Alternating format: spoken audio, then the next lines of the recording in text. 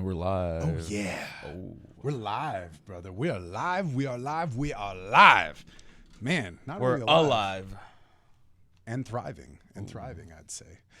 Welcome to Hawk Wins Radio Picture Show. For those of you just joining us for the very first time, welcome aboard. My name is Jack Dwyer. And I'm Jay Smooth. Now, we have a great show for you guys, as we do every single Wednesday right here at Q4 Radio. If you guys are new to the show, again, welcome. We're really glad to have you on board. We are a show by Chicagoans, for Chicagoans, and Chicagoland entertainment and media, whether it's bands, musicians, entertainers. We have comics. We have puppeteers. We got a little bit of everybody. Tonight is a very special night. Me and Jay just went and saw Super Wrestlers 2 weeks ago and had an absolute riot. We had such a good time, and we're like, we got to get one of these guys on the show. We got to do it. We got to do it. And you never know until you ask. And we always preach that on the show. You got to show up if you want to be seen. If it matters to you, it matters to me, mama. Yeah. Oh, yeah. So we got a great show for you guys tonight. Flowe is in the house tonight. Everybody, please give a round of applause for our very special guest, Flowe. Hell yeah. How's it going, world? What's up, Steven? Steven, glad to have you, man. Last time we saw you, you were taking on Vlad Bladder, the Teen Wolf. Yeah. Taking Once a vampire turned into a werewolf. Yeah. Funny. That man.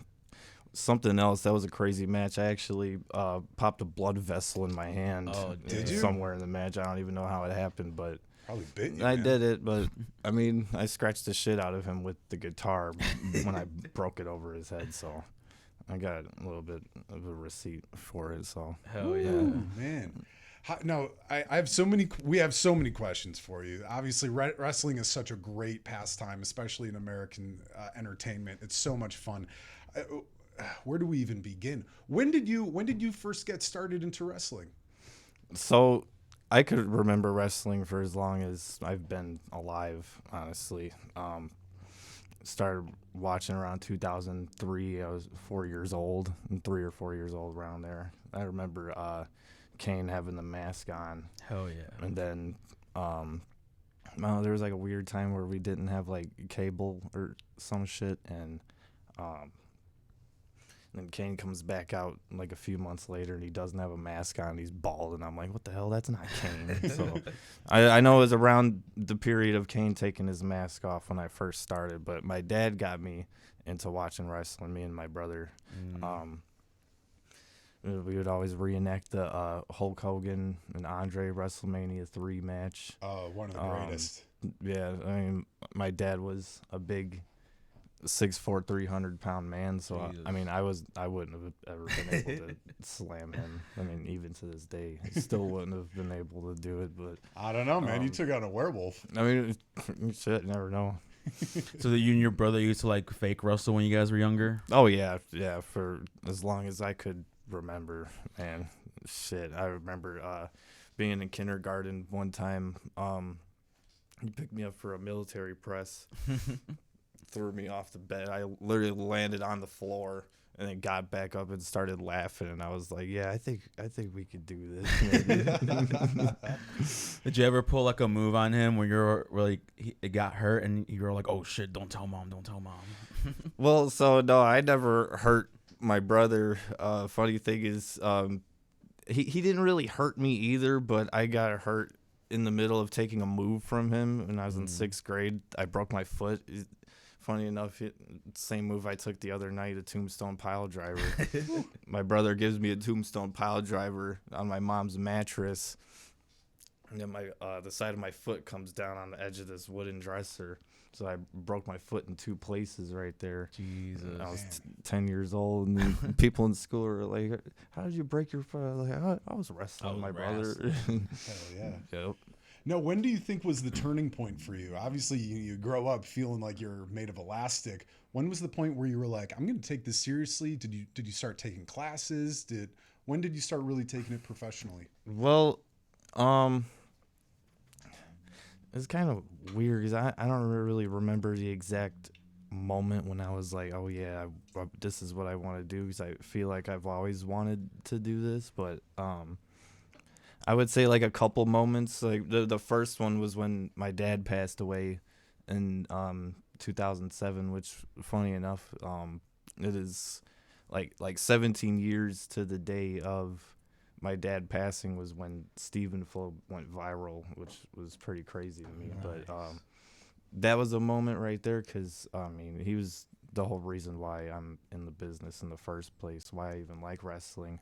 Um, yeah, my dad, and then probably around the time I got into high school, like a lot of like all year long, all 4 years, counselors being like, "You sure you don't want to do nothing else?" I'm like, I'm pretty sure I want to wrestle. I'm pretty sure, like just scrolling through these computers in class, like trying to find something else that interests me, and like nothing does. And like it, it's just it's just inevitable for me to wrestle. Like I don't know what else to put at that. Yeah. And that, that's really cool. And I know a lot of people who, especially artists of all mediums who watch our show, and especially myself, who've had that loss of a parent. And then it's always funny how the anniversaries line up.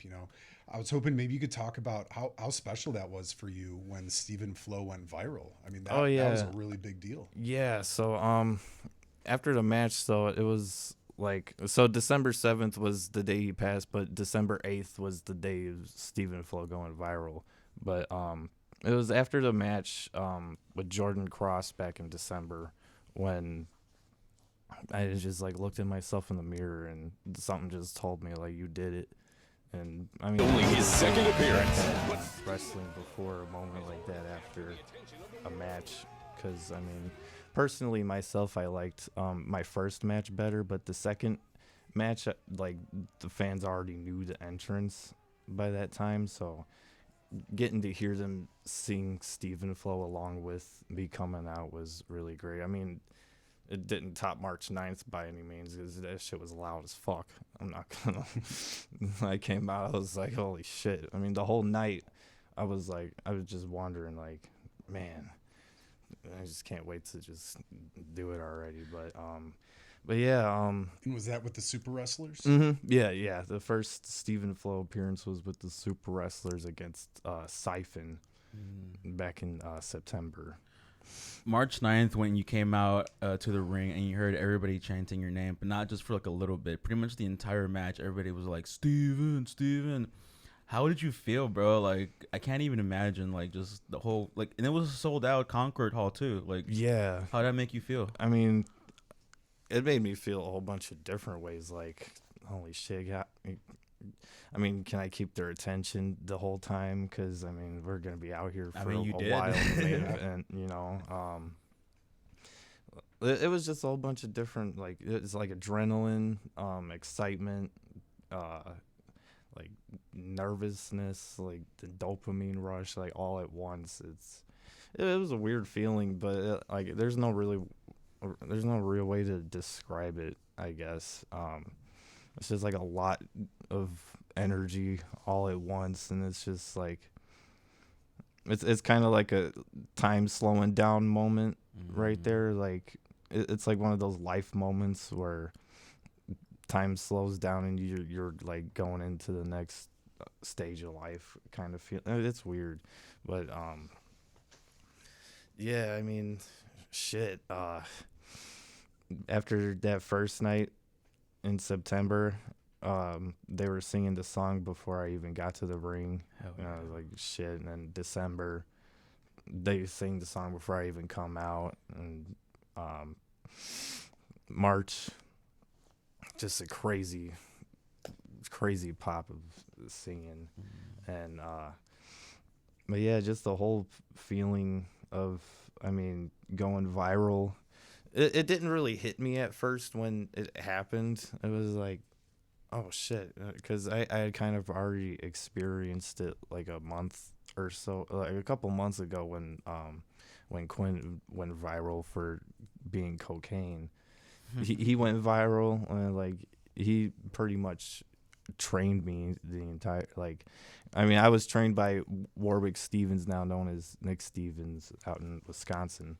But after my foot, I had another foot injury my second year in the business, and by the time I came back, he was already gone. So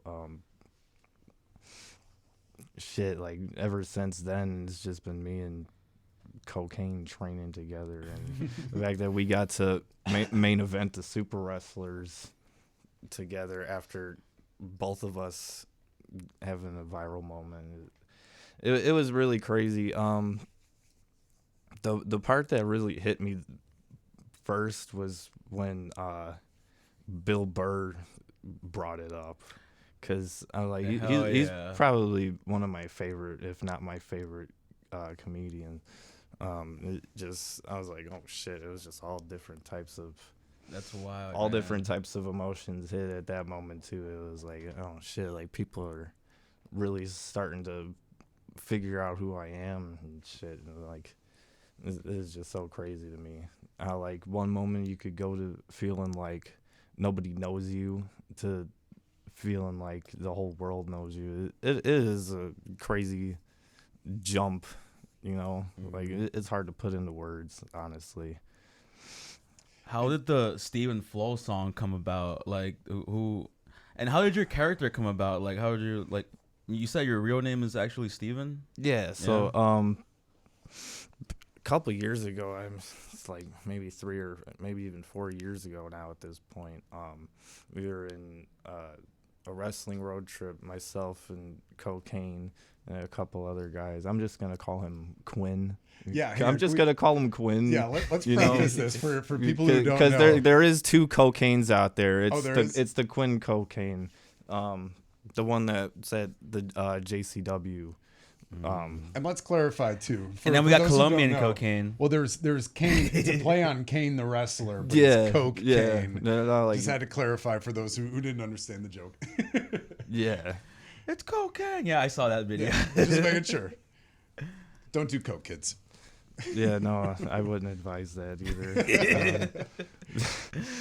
What do you mean? Stephen Flowe advising not to do cocaine? Yeah, so we fuck around with a lot of music that comes on, probably every song. There's a line that we know that's coming up, and then I'll hear him laugh before he says it, or I'll get a little chuckle before, like, fucking with the lyrics or something, and I'm like, oh shit, what is he gonna say this time?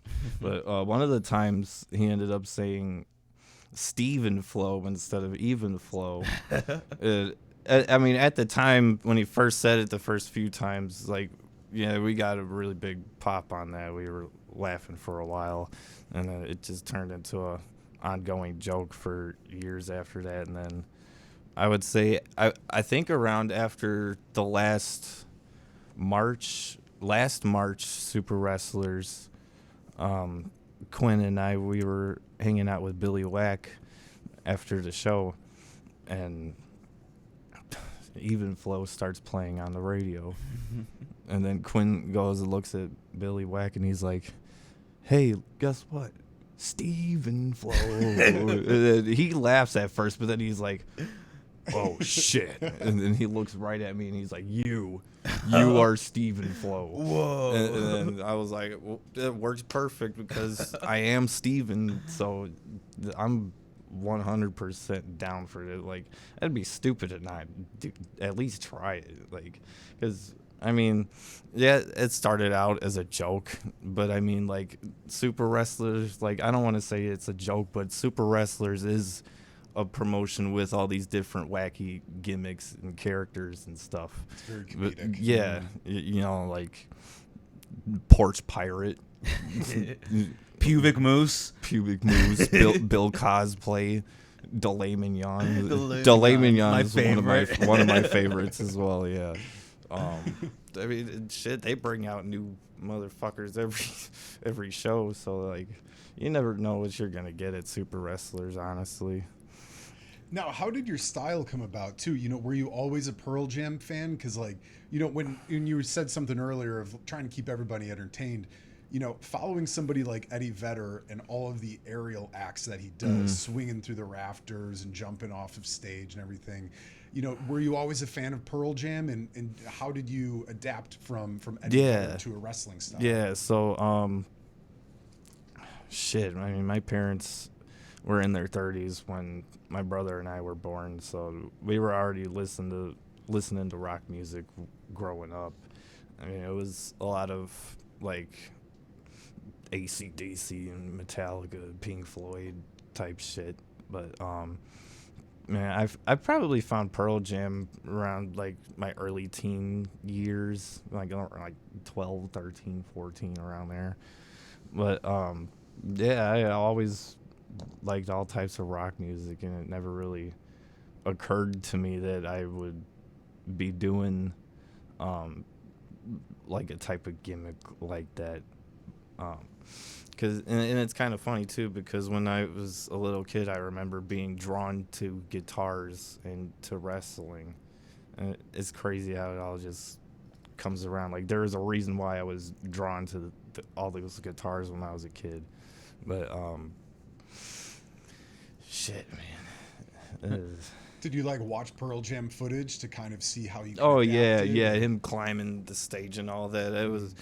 I was always thinking, like, man, what the fuck am I gonna climb on at the Concorde, you know, and not get in trouble for it. So like every show is gonna be a little bit of an evolvement with that.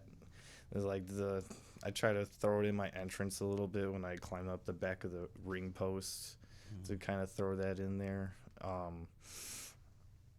Yeah, and like in the middle of the match where I like jumped off the top of the stairs onto Quinn with like a big clothesline or whatever I hit him with, threw him into the wall. And it's a little bit of light stuff to kind of. I don't want to throw all the tricks away in the first night, you know. Sure. Speaking of tricks, when you break the guitar on somebody, like, is that guitar a real guitar? Like, is it just like bought off the store, or do you guys prep it somehow? Yeah, I got that shit out of Goodwill, dude. Oh yeah. But I'm like, dude, this looks like a nice breakable guitar. Do you cut it a little so it's more of a breakaway type guitar? There's a little bit, because there's like these little bars on the inside of it that you got to take out. Otherwise, if you smack somebody with that, it'll probably hurt a little more. Yeah, I mean, it will hurt a little more. But, yeah, there's these little bars in there that you got to take out, and it's pretty simple if you got like a long enough like screwdriver or like a crowbar or something. Just take the bars out, and then we kind of over gimmicked the last guitar that I did, because we wanted it to be like a really big explosion. So there was a lot of cuts and marks on that guitar on the back of it. And then there was those spray painted in black, so people wouldn't really be able to see the holes and shit. Yeah. Is that going to be every wrestling match that you have now? Are you going to bring out the guitar too? I'm coming out with the guitar every show in my entrance. Just I'm always probably going to have a guitar. I'll switch it around to an acoustic, electric. Shit, I'll even come out with a fucking bass one time. I don't give a shit. Dude. Yeah. I'll come out with all types of freaking instruments. Slamming a bass drum over someone's head. That'd be cool. That'd be cool. Man. And, you know, it's such a cool thing, too, especially that, you know, Eddie Vedder's a Chicago guy. So, you know, as you can imagine, for those who have never watched him perform, Stephen Flowe perform. It's so cool because it's such a rowdy rock and roll Chicago crew to begin with. Yeah. And then to see that, you know, it really just comes full circle. Man, you had everyone cheering for you and singing for you. It was incredible. Well, Steven, are you from Chicago? Yeah. Yeah? Born and raised? Not in the suburbs? No, it's the suburbs. It's the suburbs, brother. We still love you here. I mean, outside of Chicago, you know, I tell people I'm from Chicago, but it's like 20 minutes away from Chicago, so close enough, I guess. I guess me and Jack without traffic, it's 20 minutes away. We still love you here. Yeah. Now, do you? I know. I'm taking you to your wrestling gym later tonight. How often do you guys prepare for your matches when you're getting ready for it? I mean, because you're taking on a vampire, or a werewolf, man. Obviously, you got to prep for that. Yeah. So wrestling, they do their practices like Mondays and Wednesdays, and, you know, sometimes weekends, I think. There's also practice out in Indiana. I go to ARW. They run I think like Tuesdays and Thursdays or some shit like that. But yeah, to prepare for a werewolf, I mean, I didn't really have a way to prepare for a werewolf. Say your prayers. Yeah, I mean, get a really extra gimmicked guitar and Wooden stake. I mean, I guess you could say that I discovered a new way to defeat a werewolf. I'd say so. Some Guitar. concrete. Power of grunge music. Elbow drop a werewolf on some concrete. That's it for him. Let's go. No silver bullet here. No. Straight elbows. Yep. The elbow of Stephen Flowe. Oh man! Now, what does training look like? You know, walk us through what an average day training at the gym looks like. So wrestling training, you would start out, basic like stretches and shit. Do squats, depending on the day. I mean, for me, when I started, it was like in between 500, 600, 700 squats, however Warwick was feeling. I mean, I don't take anything back from wrestling training growing up. I mean, I started in a boxing ring for my first 10 months, so falling on that was ugh, I don't want to do that again. Is there a difference between a boxing ring and a wrestling ring? Oh yeah. A big difference, very big. Like you notice how in a wrestling ring, people fall on it. There's like a little bit of a bounce to it. You fall on a boxing ring, you ain't gonna see that. It's just gonna be like falling on this floor right here. That makes sense. Yeah, because you don't want to kind of like bounce around when you're boxing. You kind of want to be sturdy on the floor. right. Yeah, and another thing too. The ropes are super loose, so I didn't really learn how to for wrestling or for boxing. For the boxing ring, Super the loose? ropes are super loose. Oh, Yeah, gotcha. so when we had the boxing ring, it took forever to learn how to run the ropes, and we tried to tighten it as much as we could and shit, and always like almost falling out of the ring and shit. And for the people that don't know, what does running the ropes mean? Is that when you like lean back and shoot forward or something? Yeah, it's just Like, like what is that? when you're running in the ring and you come off the ropes to come hit a move or to avoid a move or something, Interesting. Now, if you were to, if somebody was interested in becoming a pro wrestler, what would you encourage them to do? Should they take classes? Should they maybe learn from friends? Or, what are some of the first couple steps in order to do it? I mean, what I would tell somebody, if say for example, if one of my friends wanted to get in, I would probably get them in with somebody that I'm close with either ARW in Indiana or Wrestle League in Chicago, depending on where they live. Try to make as most days as I can and try to teach them myself, honestly. But I mean, for anybody because I'm not gonna be able to make it to a wrestling practice all the time, but it is like I would say you gotta go get trained somewhere, like no matter where you're at in Chicago, anywhere in the country, anywhere in the world, you gotta get trained somewhere. Because I mean, there is a lot of stories of people starting in places they probably shouldn't have started at, and it just goes downhill from Learning bad habits. Yeah, and then they end up thinking they know it all, and then they end up opening something, and then they start teaching the bullshit that they know around, and everything just gets all fucked up. But I would say be careful with who you train with. I mean, they got to have some type of rating or something. Like there's got to be some type of review about them, or I would rather go to somebody that's a little more well known in your area. But shit, yeah, definitely work out a lot and to keep yourself in shape, because I mean places like where I trained at, they're gonna bust your ass as soon as you walk in. Like, walk in, say hello to everybody, get changed, do freaking your squats, push-ups, whatever you're gonna do. And then usually there's a couple drills that they run before the actual wrestling goes on. It's like if we started wrestling practice at like 6:00, right? We'd probably still be doing some type of warm up. Still, like, you'd probably be staring at the ring until 7:00 before even getting in the ring to wrestle at all. That's sacred ground, man. You got to earn it together. Oh yeah, right? Yeah, definitely. I would say if you want to get in the wrestling business and you want to take it seriously, I would recommend definitely training with somebody that has some good knowledge. Because it's definitely got to maybe go two ways. You obviously want whoever your opponent is to also be trained professionally too. Oh yeah, absolutely. Because that's the number you. one thing in wrestling is safety. Is you never know when, like, say you get called to wrestle out in like fucking a state or an area you're not from, and you don't know anybody in the locker room, and they say, hey, you're gonna wrestle this guy. You're like, all right, cool.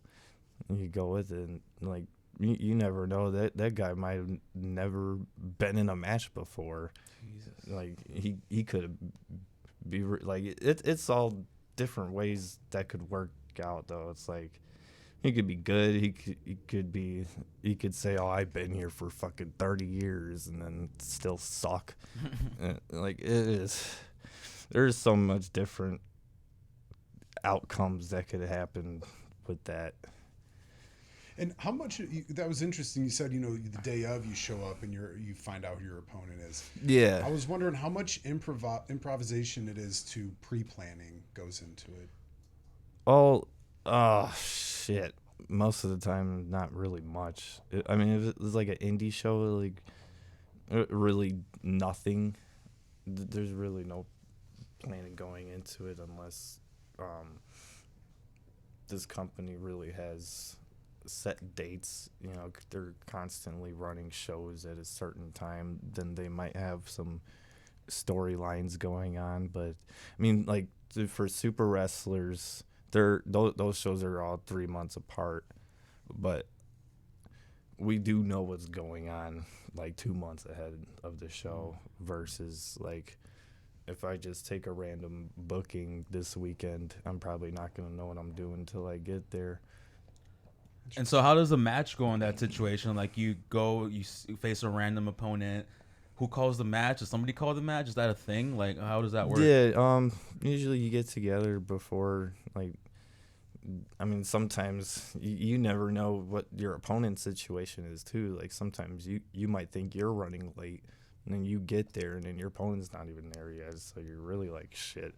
But if all goes as planned, usually you get there and then get with the guy or whoever you're working with, talk about, what is the finish that the promoter wants for tonight, and what does he want us to get out of this match, and then really, like, other than those two things, like, they say it, like, for example, like Thor versus Captain America right here.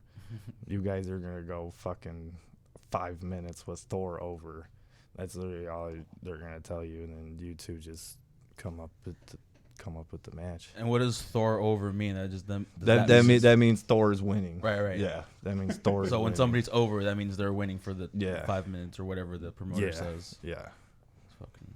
That's cool. That is cool. I never worked that way. We do have a lot of people leaving comments here too as well. Thank you guys for dropping some comments in the chat here.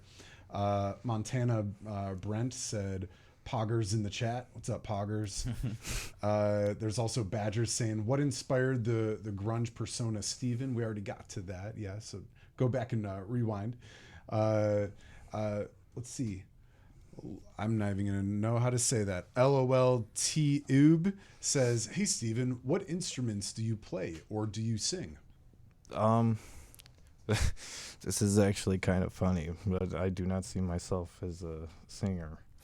I mean, maybe it just so happened that I look like Eddie Vedder, and I could pull off the gimmick. Like, it was honestly just perfect how that all worked out. But I mean, yeah, no, I cannot sing.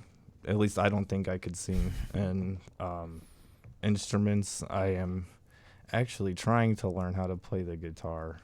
But I mean, that's a story for another time. You know, I'm not there with that yet either. Right. Just worried about smashing it now. Yeah. I'm more worried about breaking the guitars than actually playing with them. Yeah. Air guitar, yeah. Well, it doesn't get any better than that. But it's interesting because your theme song, I had a couple questions about it. Your theme song obviously is blown up on Spotify. It's got over, I think, 35,000 listens thus far. Again, yeah, he is on Spotify. Who came up with the song, and who recorded it? So Billy Whack of the Super Wrestlers, he has his own band that comes up with these crazy freaking songs for all the super wrestlers. Alex Fisher is the singer of that band, and Alex Fisher is the singer of Stephen Flowe. So shout out to him. And Billy Whack is on the ad-libs of Stephen Flowe. Yeah. Awesome. We had another comment from the same person. They said, "Hey, Stephen, where do we buy your merch? I love the shirt. I want one." So as of right now, you have to come to Chicago and go to a Super Wrestlers show. But when anything changes, it will be posted immediately on my Instagram and all my socials and stuff. Can you show off your shirt real quick? Yeah. Stephen Flowe. Hell yeah. Very cool. Yeah, so check out Super Wrestlers. You're also going to be touring with JCW, the Juggalo Championship Wrestling League. Whoop whoop. Whoop whoop. Family. Tell and you can get merch there as well. Tell us how did that all come about? And how much Faygo do you plan on drinking? Oh man, shit. I mean, I do like drinking soda, so probably a lot of Faygo. But how that came about, actually, Quinn texted me out of nowhere one day, and he was like, "Yo, Violent J's about to call you," and I was like, "The Violent J?" All right, it'll turn to Backstreet Boys. Actually, they ended up hitting me up, but that was really cool to talk to them too. The Backstreet Boys. You said Backstreet Boys? Or the Backseat Boys. My bad. Backseat Boys. They ended up hitting me up. They're like, "Hey, you good for Massachusetts in February?" I'm like, "Dude, fuck yeah, absolutely." And it was really cool getting to meet everybody there. Violent J is a really cool person. Oh shit, dude! It was a really cool locker room to be a part of, because not all the time do you go into a wrestling locker room and you feel welcomed by everybody. You know, a lot of times you might go into a locker room and people have their own friend groups, you know, and it seems pretty cliquey, and it just gives you a bad vibe all day, and you just don't want to be there. But when going to JCW, that was probably the most professional locker room I've ever been in. And people just treated me like they've known me forever, and it was really cool to be a part of that. I think tomorrow, or sometime maybe, the next JCW episode should be coming out on YouTube, and Stephen Flowe is a part of that one as well. Yeah, episode 21 and 22, Stephen Flowe. You could definitely look at those on YouTube right now. But episode 23, definitely excited. You're going to want to watch that one. Do you know who your opponent is? I don't want to say it yet. Don't want to say it it yet. Don't want to say it yet. You know, I do have the tour dates as well too. So if you guys are trying to check out the JCW tour, April 24th they're going to be in Rockford, Illinois, at the Apollo Theater. April 25th over in Joliet at the Forge. Love that place. April 26th out in Cleveland, Ohio, at the Temple Live Cleveland Masonic. Also, April 27th in Columbus, Ohio, at the Columbus Anthenium. I need to learn how to read. And then there's Wrath of the Super Wrestlers coming up in Chicago, June 15th, over at the Concord Music Hall. For all you Robin Williams fans out there, that's the big music hall at the Genie mural on the side. Definitely check it out. So yeah, you guys can definitely go get yourself some Stephen Flowe merch at any of those events. Do you know who your next opponent for next Super Wrestlers matches? No, that one I don't know yet. That one I do not know yet. Now, how did you get involved with those guys, with Billy Wack? Billy Wack, I mean, I've known him for probably the last 10 years because, I mean, before I got into business, I was going to these shows that he was ringing outs and that's where I met him. But he was really close with Warwick and Quinn, so it was pretty easy to get along with Billy Wack right away. But I mean, the Super Wrestlers was supposed to start back in like 2020, but COVID happened. So that's the reason why Super Wrestlers happened a couple years later than it did. But yeah, it was like going to hang out with Billy Wack or whatever whenever Quinn would go to, like, we would go and help him, paint or whatever. 'Cause, I mean, a little side job that I was doing, I was painting with Quinn. We were painting houses together. So, and he was doing that with Warwick too. They were working on, just different projects on his house and just getting to talk to him a lot. And that's how we all got pretty close, was just going over to chill at his house a lot, really. Yeah, 'cause it's really impressive. I reached out to him and just asked him a little bit about how Super Wrestlers got started. And it's really cool to hear how much of that, was laying on his back. That, like you said before, bringing in bands to make the music, getting all the lights and the setup and everything, making the storyline. That's quite an undertaking to do. Oh, yeah.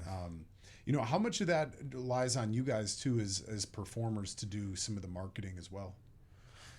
So, I mean, it does lie on us a big ton because, I mean, not only is it the flyering part of it, sharing it online or whatever, but it's also the fact of your performance, trying to keep everybody coming back as well. That's another form of the advertising is, oh shit, they're doing really cool stuff this show. I mean, maybe we definitely want to come back next time,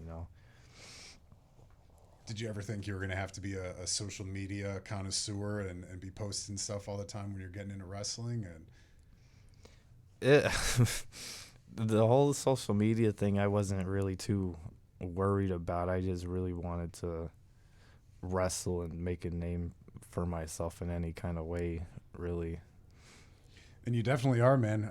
These guys on the chat here, the person asking about the T-shirts, they said, I'm a fan from Belgium here. Belgium, dude. Jesus Belgium. Christ. Yeah. Whoop, Welcome. whoop. Oh, yeah. Whoop, whoop. Family. Whoop, whoop. They said, hope I can make it to your show one day, Steven.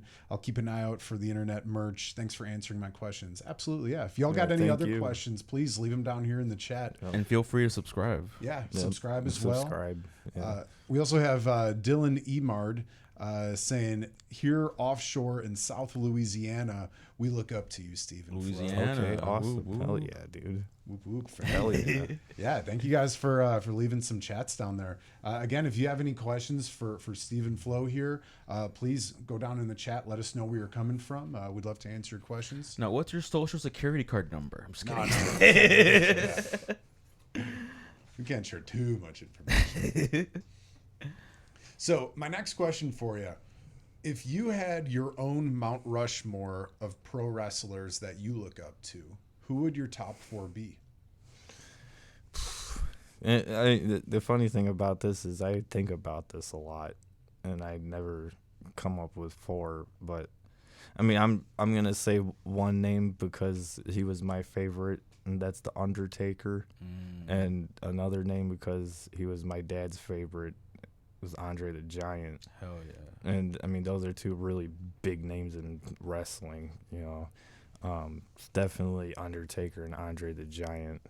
But the other 2 for me would probably be Stone Cold and Shawn Michaels. Oh, yeah. Yeah. What? Yep. I appreciate, not that many people say Shawn Michaels, but not a lot of people know that he was like a pretty big name in wrestling as well. Yeah, Like, he was really good. even like really behind good. the scenes, you know, he like did a lot for like all the younger wrestlers and stuff coming up. Yeah, I Even- always. The funny thing is, my dad didn't really like DX, and I didn't really Not a lot of understand. parents did. I didn't understand why until because when I was watching DX, it was the 2000s version of DX. It wasn't the late 90s version. So when I seen DX, I was like, oh, I thought these guys are funny. Until when I got older and seen all the shit that they were doing in the 90s, and I was like, oh, that's why my dad didn't like them. Yeah. But yeah, despite my dad not liking Shawn Michaels, I'd still put him up there. What about you, Jack? What's your Mount Rushmore of wrestlers? Man, I think about this often too. I really do. I love wrestling. I was really into it as a kid in the 90s. You know, the Attitude Era was super fun. Dwayne "The Rock" Johnson, I think that goes without saying, the most electric man in showbiz. He's super great. I'm also a huge fan of The Ultimate Warrior. A lot of people overlook Ultimate Warrior. I just love that he was in fast forward the whole time. Like, he'd run out onto the ring, he'd do the match, and then he'd run straight back. Yeah. A lot of cocaine. There was a lot of cocaine. Back in the 90s, 80s. back in Not the, Quinn. Actually cocaine. actually the actual cocaine, Extra the cocaine. white substance that fueled the 80s, 70s, and 80s. I like Rock, Ultimate Warrior. I was a really big fan of Stone Cold Steve Austin. You know, looking back at it now, he was really, really big. And I watched that Watch Mojo. It was Watch Mojo did the top 10 wrestlers, and they put him as 1. And I didn't realize that until like how big of a deal Stone Cold was, because he had a beer. What? And then another beer. No, he was a badass. And then I'd have to say number 4. I'm really big into Mick Foley. I really love Mick Foley, Mankind, Mr. Sacco, and I love his work with Santa Claus right now. I think Mick Foley, he's doing with the whole Christmas season, absolutely love it. Big Christmas fan myself. Honorable mention, Macho Man Randy Savage, of course. Cool. Right?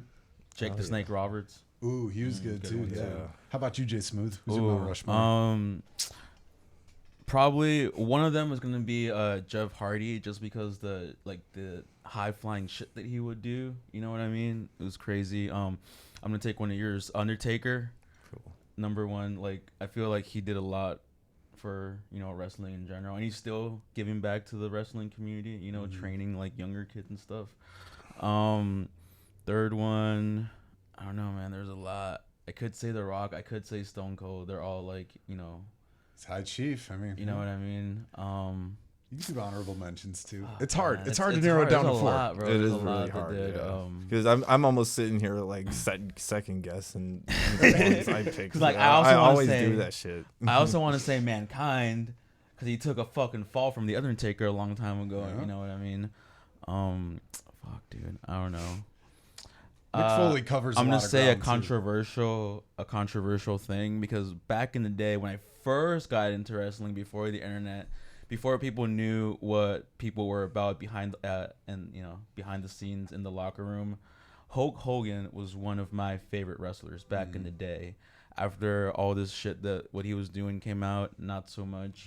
But I do Don't have meet to, your heroes. you know what I mean? I do have to put that out there, just because like I don't agree with anything that he's done, and I'm not about it at all. But before we knew about that stuff, he was definitely one of my. So, you know, it's hard to pick three, man. Right. I mean, Hulk Hogan was big with the kids too. Do you remember his cameo in Gremlins when the Gremlins mess up the movie theater and he's like, "These paid really good money for their popcorn and their sodas and their snacks, and they just want to watch a movie. Gremlins, let them go."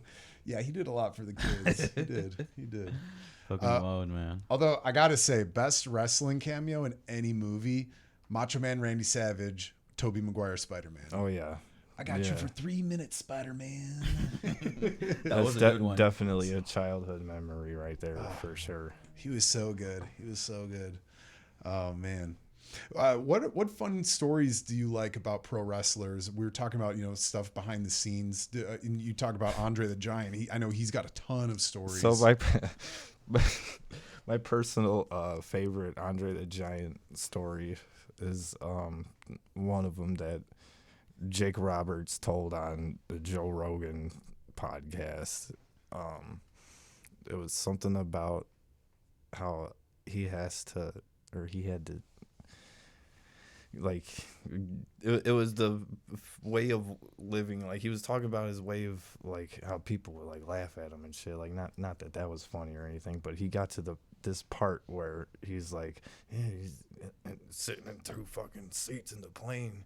You think about hotel rooms and beds are too small, and the bathrooms are too small. He's like, where's he gonna shit? He's like, ain't no toilet could take that ass.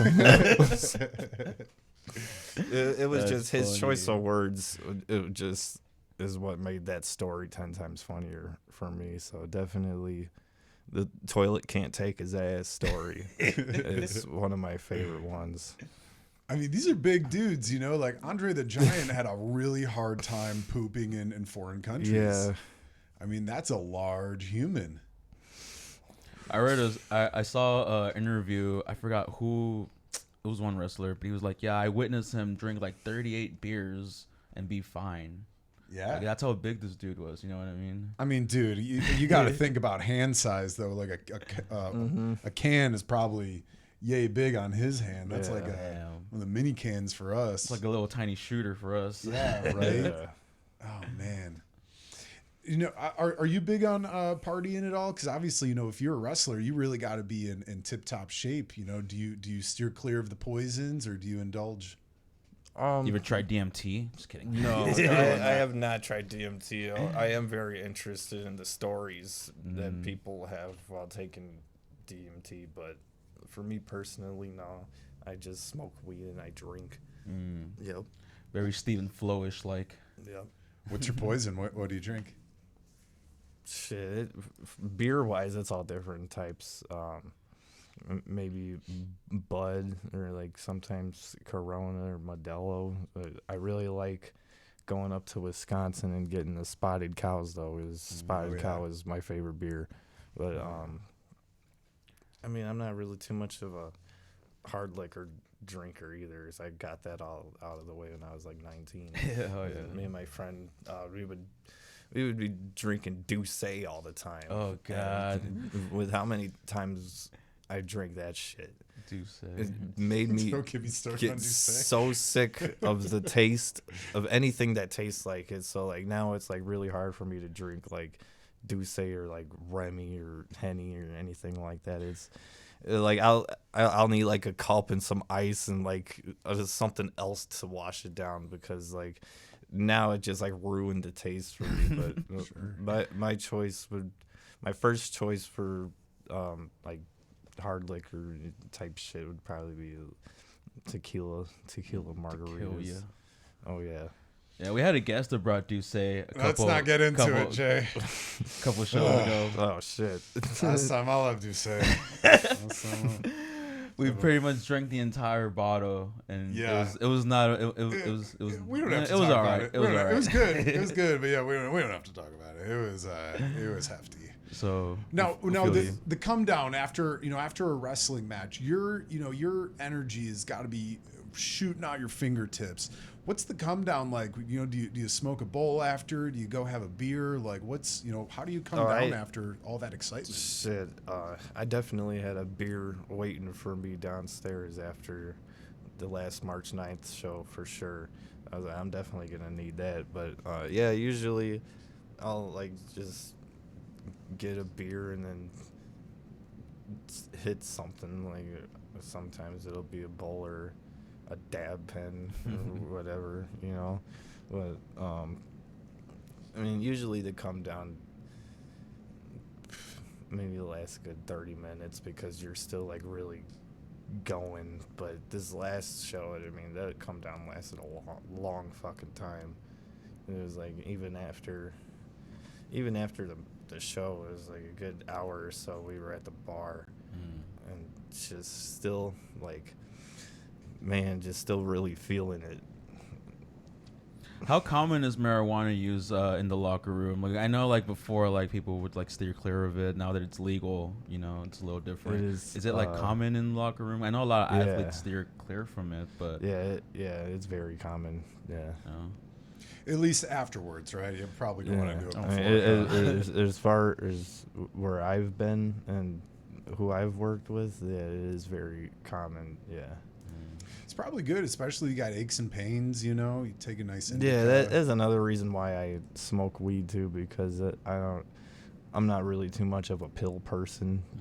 Because that's a slippery slope. Yeah, I got sold some fake ecstasy one time. Ooh. So yeah, Stephen Flowe is afraid of pills now. Afraid of ecstasy. Yeah. Ooh, was that like a It bad made me trip afraid or of like something? any kind of pills. Really, it just I don't even know what the fuck it was, but it like this pill hit me in like 10 minutes. A good thing I wasn't the only one. Me and my friend did. And, I mean, she was more used to ecstasy than I was, so it took a lot longer to hit her. But this fucking pill hit me in 10 minutes, dude. And like I couldn't even feel shit after like the first hour or something. I was like, what the fuck? Why would anybody want to feel like this? Right.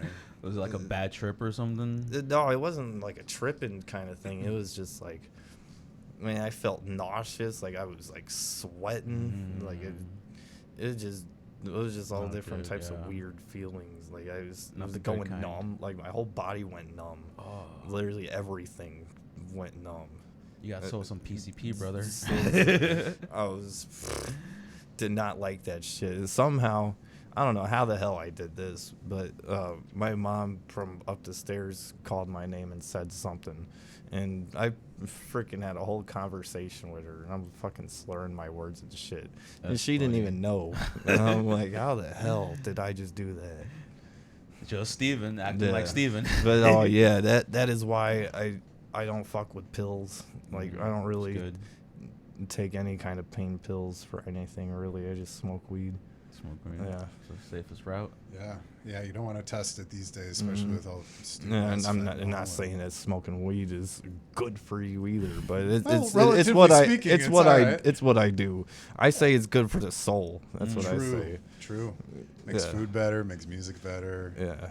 Cools Are the you like nerves. a spiritual or religious person at all? Yeah. So that is a whole different type of thing for me because it's like, I mean, I could go on and on about the spiritual shit, but Well, how do you express like your spirituality or your religion or whatever? I would say probably the closest to it would be Christian, but it's not like full on. Like I don't really like go to church and all that shit, but it's like my beliefs are a little bit different. That's why I don't really call myself like full on Christian, you know. But I do believe in Jesus and God and all that stuff. But it's in like a different way. Like I don't believe in a big hairy white man sitting in the clouds, you know. Like I believe whatever created the universe is what God really is. That's how I look at it. But I mean just spiritual experiences I've had. I mean I've had a lot of dreams about dead relatives. I mean I've had a lot of family members pass away. Like my dad, all of my grandparents, and 2 of my aunts. So, and after all of them, I've had at least one dream about them. And it is different than any other dream, because it's like, you know how when I don't know, it's some weird shit, but sometimes like when you're dreaming, you could tell you're in a dream, but then sometimes it feels like it's real to you. Like lucid dreaming, kind of. Those were all experiences like that. Like anytime I had like I don't know, I just call it a spiritual dream because I don't know what the fuck to call it, but anytime I had like a spiritual kind of dream, yeah, it just always felt different, you know, than just like I had a dream about walking in freaking Walmart and it was red instead of blue. You can like feel them a little bit more, probably. That's cool. Yeah. It's cool how people tie spirituality into dreaming, especially like lucid dreaming. You know, people, because there's so many different theories on dreams that some people will say it's your brain reconnecting, because they'll say it dives into deja vu, where it's your brain reconnecting and kind of making sense of things and processing and storing them in a file cabinet. But then on the other spectrum, which the part I like to believe in, same as you, of like, this is sent to me for a reason. You know, I didn't choose to dream about this. I didn't actively participate in it. But no, it's pretty wild that you can walk away with something like that. Do you document your dreams? Do you write them down or anything like that? No, I just remember them. Like all the special dreams, I remember all of them. Really, like no matter if they were when I was freaking 8 years old or just yesterday, I remember a lot of the special dreams, definitely. You got The Shining, man. Yeah, I had a couple of dreams about the world ending. Jesus. Yeah? That was pretty. Was that during COVID? Enlighten us. Yeah, when is it? So we can prepare.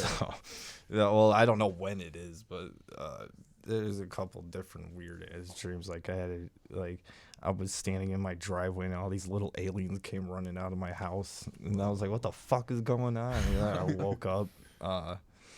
And another one where I like looked up and then I seen like it looked like the sun was blue and it was like getting closer to the planet.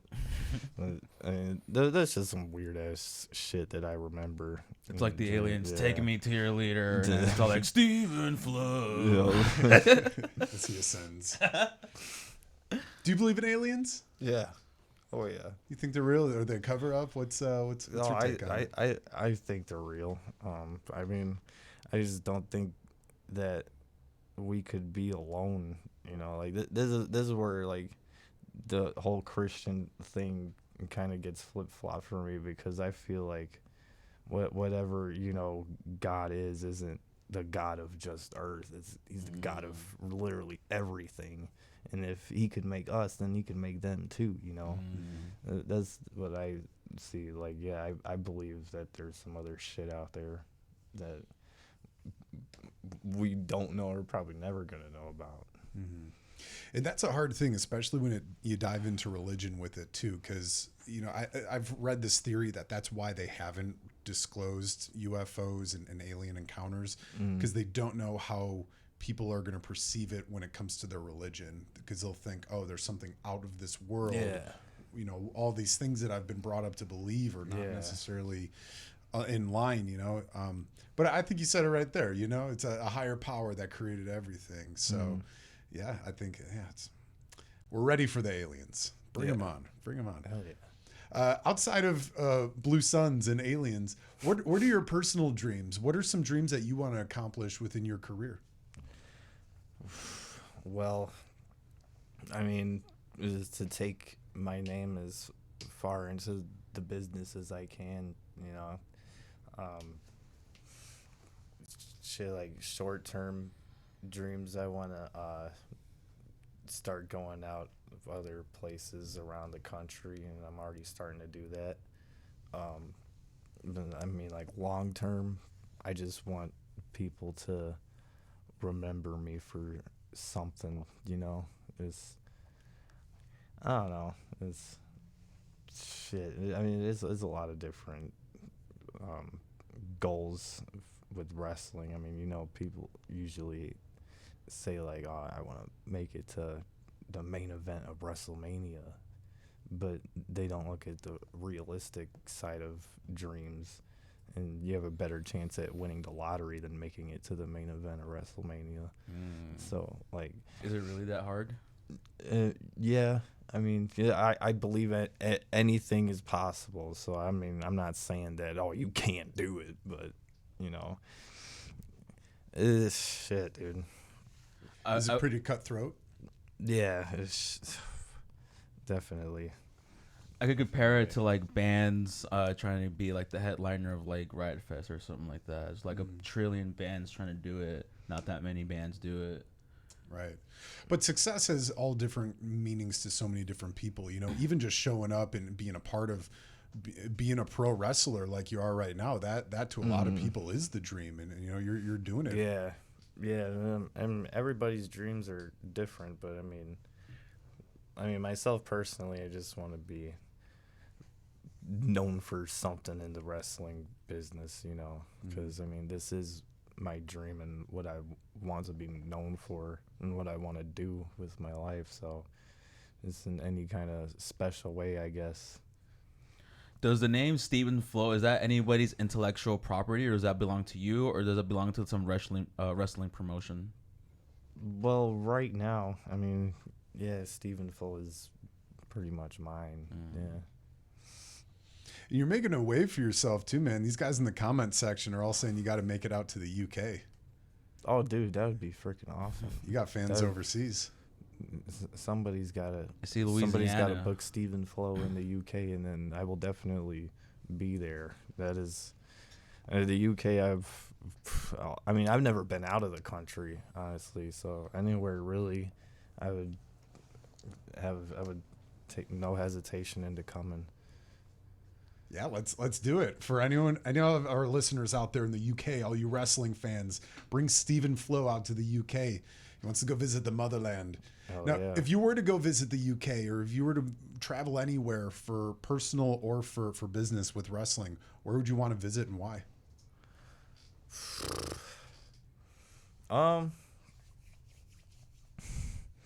Like that whole like area, I really like the like London looks really nice. I mean, I mean, just Europe alone, like Germany, like all that shit over there. Like, I just think it'd be really cool to go in like those parts, because it's kind of like where my family comes from. You know, like my mom's side of the family comes from the English side, and my dad Schmidt comes from German side and Polish, but yeah, so it really just like Germany and like the English, like Wales even. Like I know I've had a couple family members or distant family members who come from Wales as well, but I mean, really anywhere. I'm a person that wants to see the world, really. This is just the start of it, man. Yeah, you just punch your ticket. Yep. Buckle up for the ride, man. Mm-hmm. Yeah, I don't really have like a specific this is where I want to go, but yeah, everywhere. Now, where have you toured outside of Chicagoland?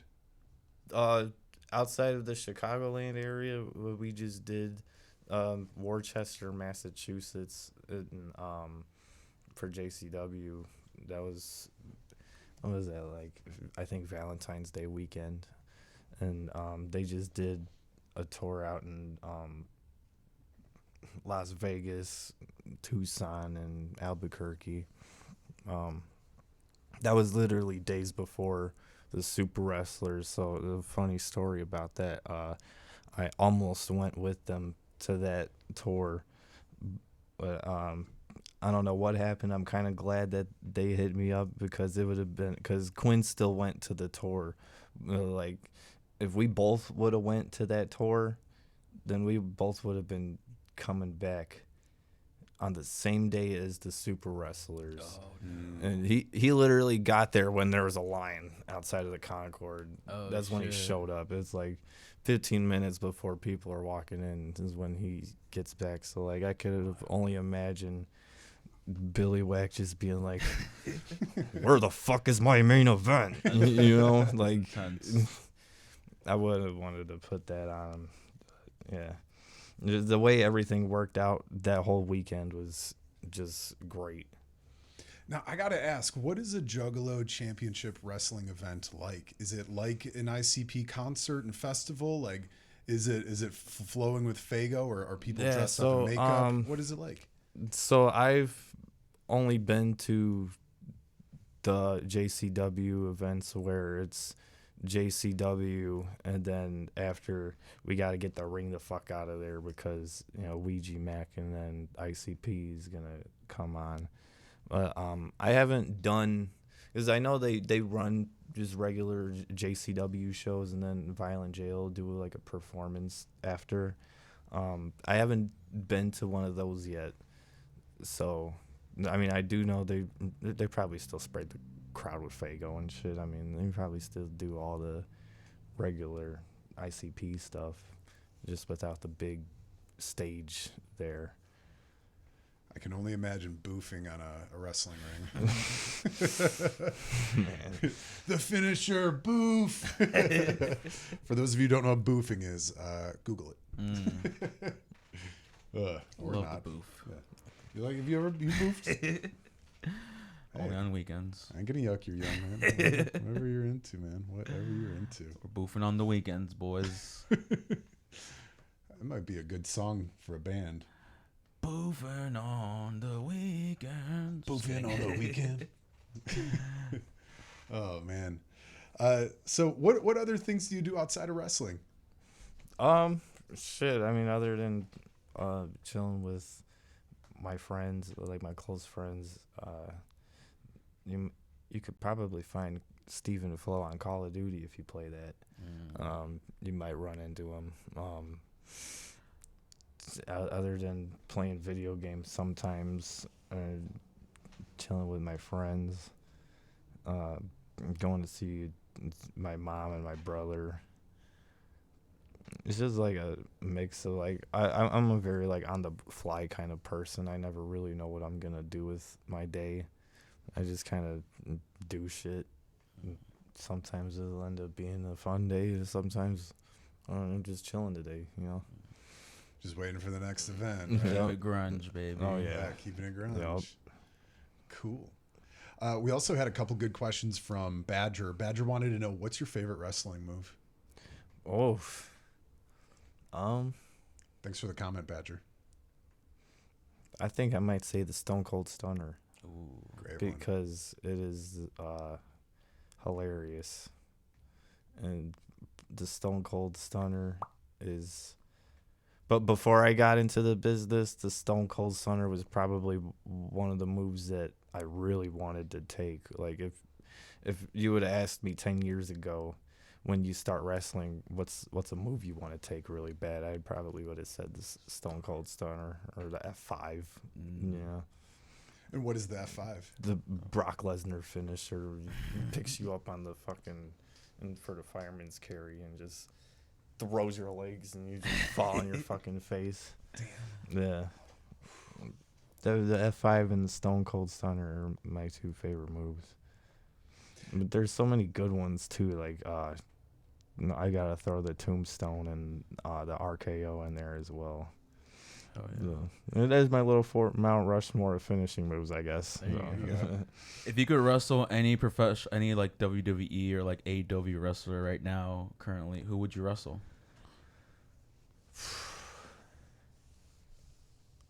Oh man. Or like top 3 at least. I would have to say AJ Styles, Seth Rollins, and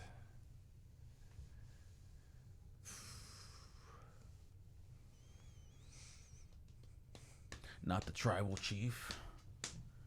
oh yeah, I mean who wouldn't say that? But I'm just trying to think of the ones that aren't so obvious. I mean, yeah, Dominic Mysterio. Yeah, that'd be cool too. I can see that. Stephen yeah. Flowe and Dominic Mysterio. Yeah. Yeah, that'd be really funny. Oh yeah, I'd bust a guitar over his head. That'd be dude, that'd be hilarious. dope. That'd be epic. I think, what if I, I could hide the chicken nuggets in the damn guitar. Oh, he does love chicken. Slam it over his head, and then chicken nuggets go flying over the place. Eat this motherfucker. Pinata, that'd be That'd be incredible. cool.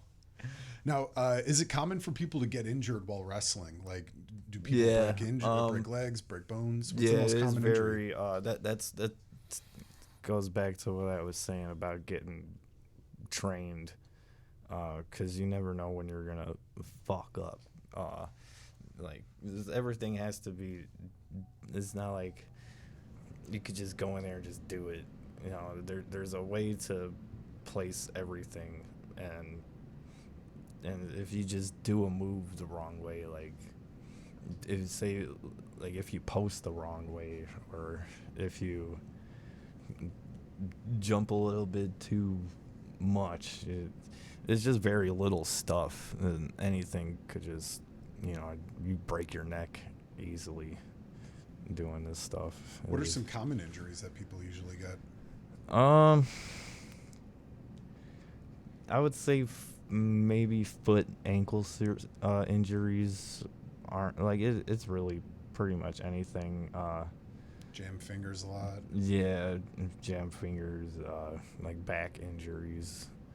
I mean, my injury from wrestling was just from a freak accident in wrestling practice. We were working on body slams, and so it's like a body slam circle. One guy standing in the middle, and then there's a circle of dudes around that guy in the middle, and then you're just body slamming one guy. Next guy comes out, body slam to him. So when it comes time for me to be the man in the middle slamming everybody, I get through like the first 4 people, and then the next guy I gotta slam is fucking like 320 pounds, and I'm like, dude, I am never gonna fucking slam you. Like, there's gonna be no reason for me to fucking slam you. Like, no way. And Power of it was grunge, like, baby. you still gotta know how to do it or whatever. I don't even really remember what got us to do it, but I remember him being like, "Oh, let's just go for the world's strongest slam." And then I'm like, yeah, that's cool, because I don't really have to hold him up then. He just jumps, and then I fall with him. But something happened where when he got up, we came forward, and then I couldn't move my left foot, so it was like he landed on my leg, and then my foot just like, so like, imagine like this is like your knee, and this is the foot, just like all the way down, and then just crushed all of my bones in my foot. That's terrible. Oh, man. Yeah, it crushed my foot into freaking. My first 2 metatarsals were crushed into 14 pieces. Woof. Yeah, it was a 3-hour surgery, and still to this day, I cannot feel the top of my big toe, or the right side of my foot even. Dang. When that happened, did you like stop the match immediately? Did you finish Well, it? How'd you luckily find that out? was in practice, so luckily that wasn't in front of a live crowd, so Gotcha. didn't have to worry about that. I mean, that is another that is a thing that I haven't had to experience yet, thankfully, other than not too long ago, I think it was December, I was wrestling as Joey Dalton at a wrestling show. It was me and my partner. My partner is actually the 6-man, Christian and Quinn, going against Io Del Enigma, Anthony Adonis, the Thundercat, and Kid Lat. So Kid Lat breaks his arm in this match, and then we're like, oh shit. So thankfully it was an elimination match, and there was supposed to be a spot at the end where Kid Lat and Thundercat come back out to do the big save. Because me and Chris and Quinn, we were the heels of the match, so we get the tag team out first. So it's down to make it look like it's a 3-on-1 situation, you know. So it makes it look like, oh, these guys are definitely winning. But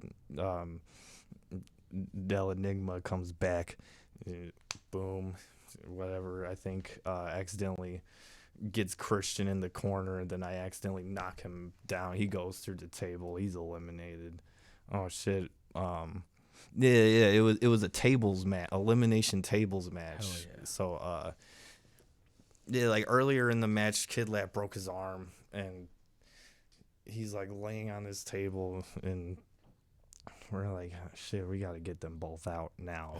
So get them both out, and then when Christian gets eliminated, he goes to the back. I do a spot with Enigma and Quinn. I get eliminated. It's down to them two. I run to the back, and I'm like, all right, we got to change up this finish, bro. I'm like, you ain't going back out there, because Kid Lash is sitting on the stairs like his fucking mouth is shaking, and he's red, and like his dad's in the locker room. Like everybody's there. Like they're literally like the ambulance is already on the way to come get him. And then I'm like, I go up with Christian and Thundercat. We come up with the new finish.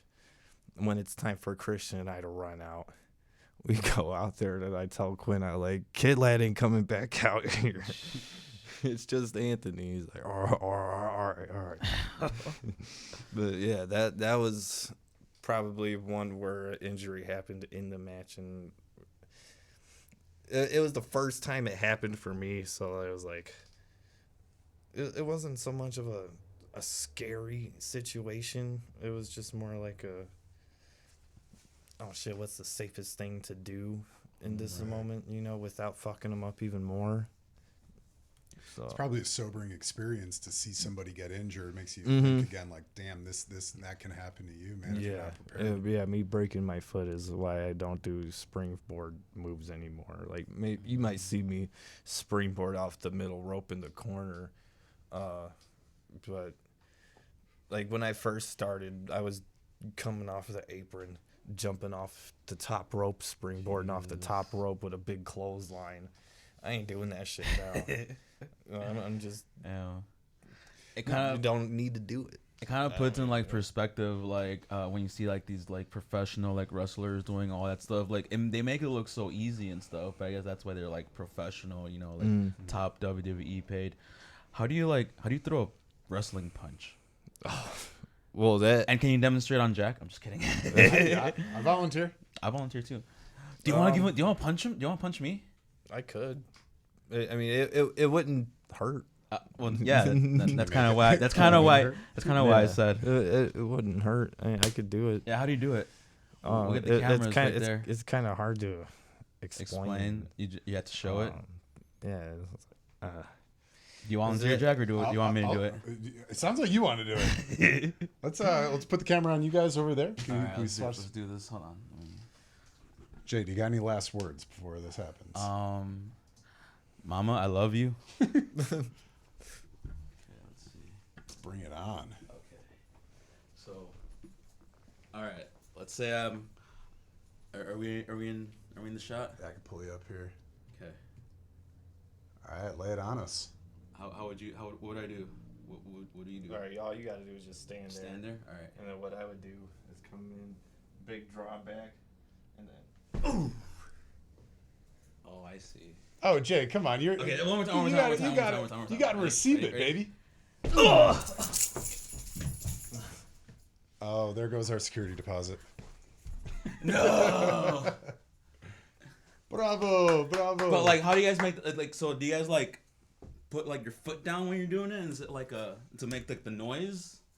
I mean, yeah, a lot of people do that, but it's different. I mean, everybody punches differently. Like, I mean, there's the basic way of how everybody learns, but once you're like, I would say, more well trained, it's just easy to make your own way of doing it. We got Badger saying Jay got smoked. Fuck, I got smoked, He bro. smoked before this. That hurt. He smoked before and after this. Yep, I did too. Now, do you guys? Is there any way that you guys kind of prepare to not get injured? You know, do you guys do yoga? What is it like? Do you? I mean, really, the stretches and the just keeping yourself healthy kind of part is what is the best way of doing that. Because you really, when people practice shit before a show, it's more or less to try something they haven't done yet, or if they're feeling iffy about it with the other person, you know. And do you guys wear like elbow pads? Do you wear a cup? Like, I'd protect my dick, but No, personally, is that frowned upon or is that No, accepted? I don't wear a cup, but some people don't even wear knee, like the Stephen Flowe character. Like, I used to wear elbow pads and knee pads, but now I'm wearing no pads. So it's just, I just think Stephen Flowe looks better without the knee pads. Is it common for wrestlers to wear like elbow pads and knee pads and like your? Yeah. I mean, I stopped wearing the elbow pads like very early on because they would always slip off of my arms during the match or whatever, and I was just sick of having them slip off. So I was like, fuck it, I'm not gonna wear these motherfuckers anymore. And the same thing with the knee. Honestly, with the knee pads, I just didn't like how fucking sweaty my legs got when I was wearing them. So, yeah, I'm not gonna wear these anymore either. Probably just getting in the way more than anything, huh? Mm-hmm. Oh. Cool. Oh man, I have so many more questions. I'm sorry. You know, your persona again is just—it's so fun. You know, I want you to talk about a little bit, if you can, of how much, because you're obviously having a blast up there. I thought one of the funniest moves you did, at the last Super Wrestlers, you went up on the ropes, you climbed up, and then you like went, because you had your flannel tied around your waist, and you go to untie it, and all the girls start screaming, "Steven, give me your flannel!" And then you like look at him, gave him like a wink, and then you like threw it on, and everyone's like, "Oh!" You know, how fun is that? Just to have everyone in the palm of your hand. Oh, man, it is the funnest shit ever. I am not gonna lie. It really is like a connection with like the fan. I know wrestling fans hear that a lot. Like, it's a emotional connection with the wrestlers and the fans, but it really is like you just feel how they're feeling and they feel you as well. It's so weird, but like, wrestling fans are a lot smarter than people realize. Yeah. And sometimes that could be what's hard about wrestling at first, is the fact of how smart the fans are, is they see right through the bullshit, you know. But just to keep them there the whole time, and is to have them going through like the best night of their fucking lives or whatever, like, it is fucking great. Because, you know, wrestling fans are a breed of their own, man. They're really fun. The chants that people start going, they're so funny. I think, I don't know, I messaged you on Instagram this. I'm not sure if anyone chanted this before, but we got the chant, jam his pearls Yeah, going. That was a good one. And I saw you look and you cracked up. You busted up. That one did get me. It did. Are there any other chirps or any other heckles that you get that have really, you know, made you pause, maybe mid wrestling move, to be like, did they really just say that? At the last show, there was a couple that were being said. There was one, I forgot what the fuck was being said, but I was laying down, selling in the corner, being hurt from something, and somebody started I don't even remember what the chant was, but it made me laugh too. And I was like, I'm supposed to look like I'm knocked out, but I'm fucking trying to hide my laughter. Because man, there were some funny ones when you were going against Vladder.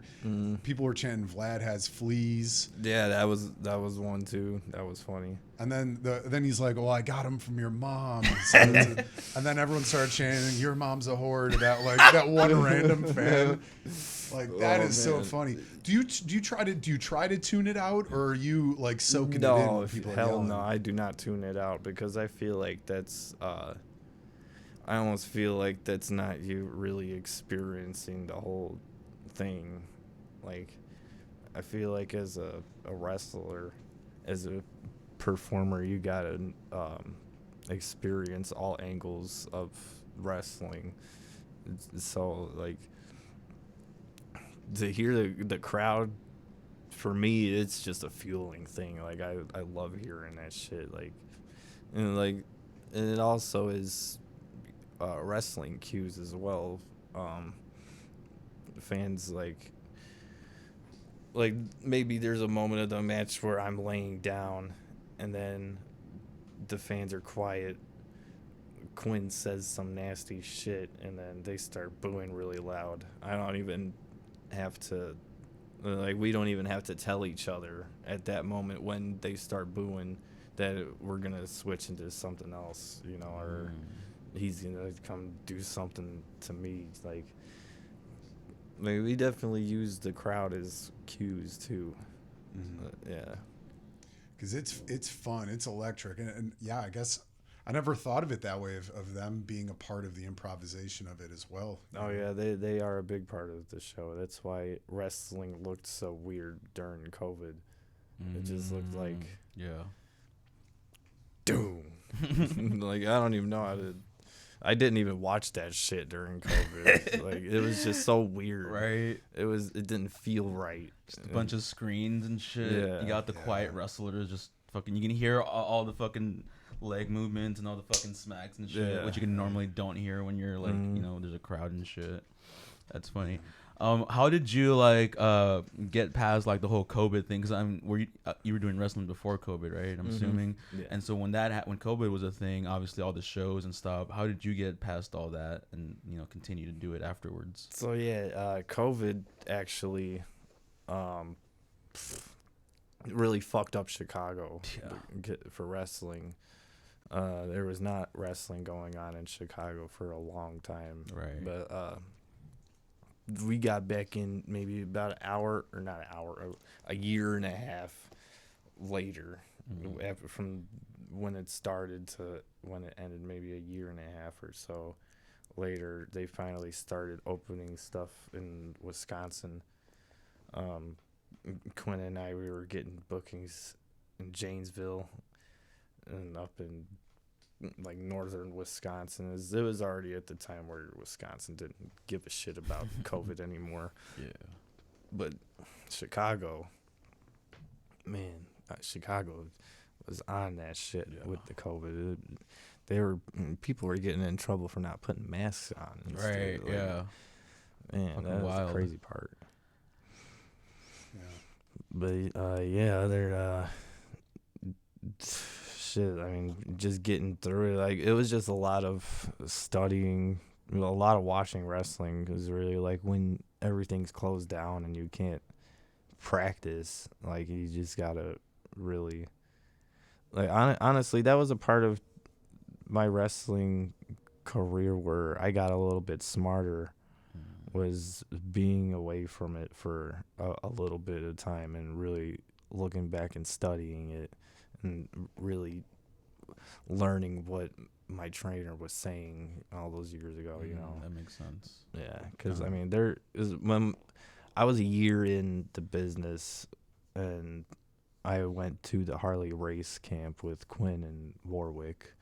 It was the 2017 Harley race camp, and they had Delirious from Ring of Honor and Rocky Romero from New Japan come in. Oh, yeah. And then WWE, they had Steve Corino come in. Nice. And like that whole week was just a whole bunch of shit that I didn't even realize until the few years in the business, because I mean, being a year in, like it seems like a long time, but it really is not in the wrestling business. Like I'm almost 9 years in now, and I really feel like I'm still a rookie to this, but it's still like, I mean, obviously mastered like putting together a match, or like what like a promo should sound like, or like the basic shit. But I mean, at this point, it's really just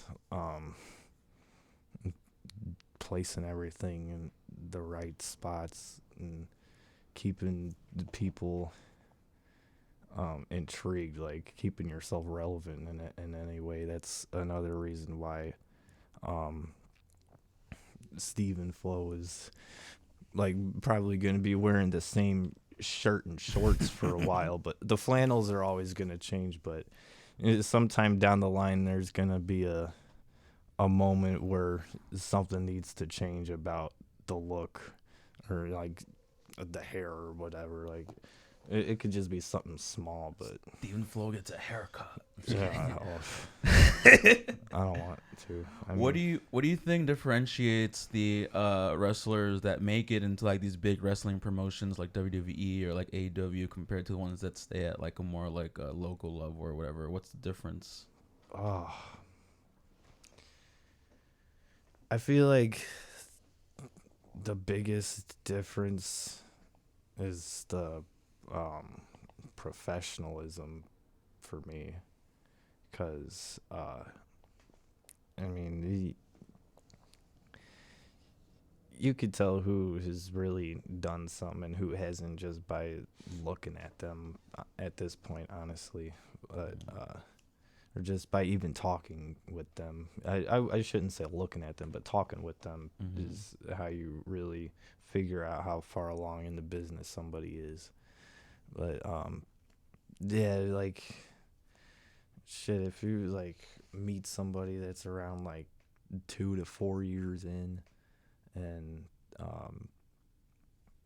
they're probably just gonna be doing a lot of joking around and asking you a lot of questions and shit, or really trying to get into your brain about it. But there could be different ways how that works, but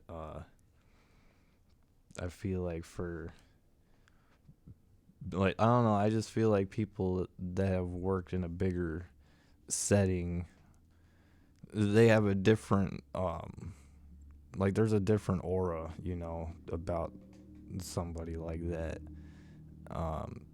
Like there's a reason why, wrestlers would be all rowdy and shit, and then, say the big name coming in for this show is freaking Edge, and Edge walks in the building and everybody shuts the fuck up.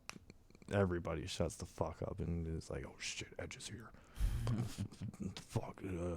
Some people don't know what to do. Some people don't know, like, do I go up to him and try to fucking buddy up with him, or like do I try to leave him alone? Or, like, you never really know. That's another thing too. You never really know how cool somebody is until you meet them.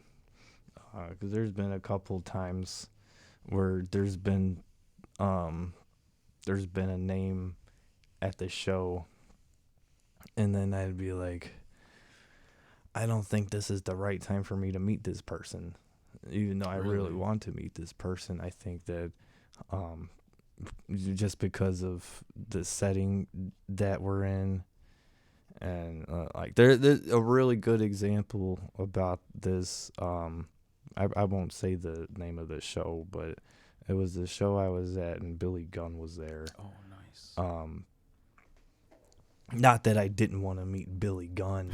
It was the fact that there was so much shit going on the whole day, and like the vibe in the room changed. Like it wasn't even when he got there. It was like the whole day. Everybody had like shitty. It was like an off kind of day. It was like everybody had shitty attitudes. I'm like, what the fuck is everybody so weird for? I mean, the same day I like met like Tatanka, he was at the same show.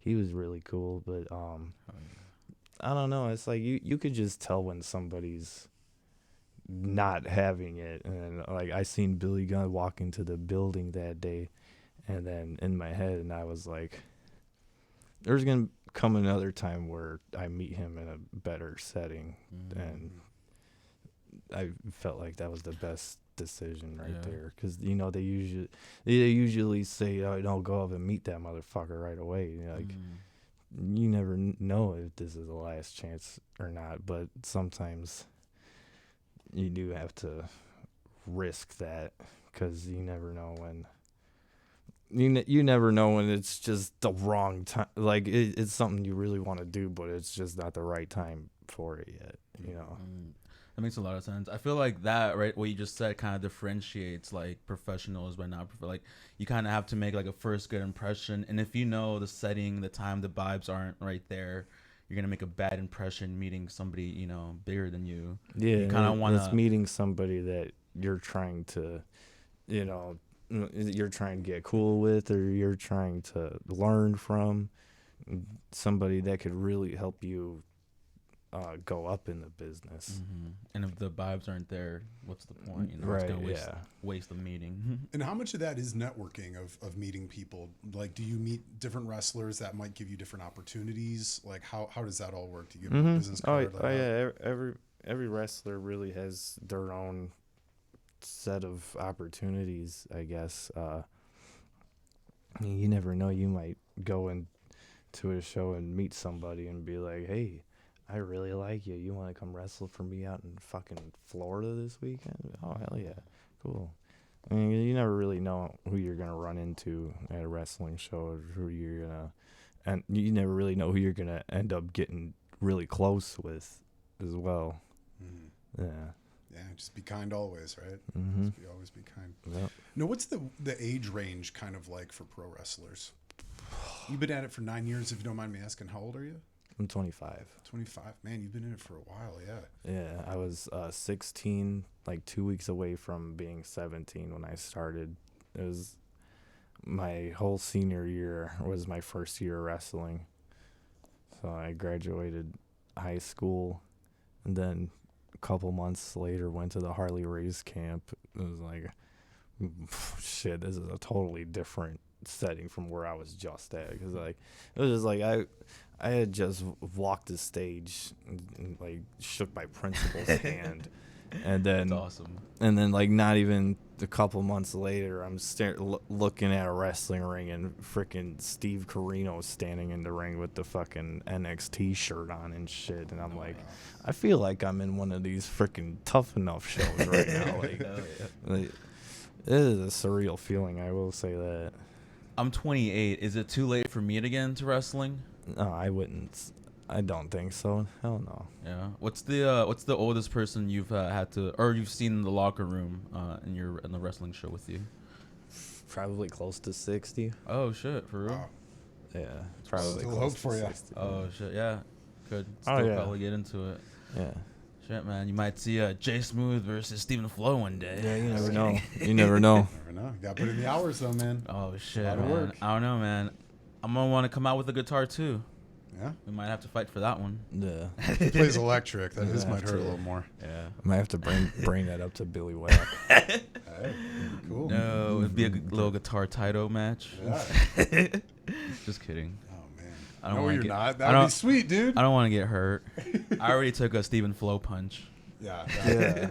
That probably hurt your Knocked ego more than me to my knees, bro. Never been Yeah. punched like that before. Oh, man. It's gonna make a good reel though. Yeah. Good Yeah. clickbait. Yeah, sorry, they're gonna be like, Stephen Flowe punches this man on the ring. Stephen Flowe beats up Hawkwind's host.